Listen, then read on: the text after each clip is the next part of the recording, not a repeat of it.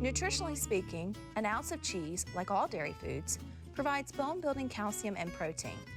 Not to mention, it just makes meals taste good. Utilize low-fat cheese in your morning meal by adding it to a mason jar omelet. Mason jar omelets are an easy-to-make and take-with-you balanced breakfast. All you need is a half-pint mason jar and some nutritious ingredients. Start by spraying your mason jar with a little nonstick spray, and then add in a variety of vegetables. My go-tos are chopped peppers, mushrooms, broccoli, and then a handful of spinach. I toss in a pinch of shredded cheese, and then I crack in a fresh egg, plus maybe 1 to 2 egg whites. Now give it a good stir with a fork and pop it into the microwave for 1 to 3 minutes total. Now you may need to go in smaller time increments and give it a little stir in between.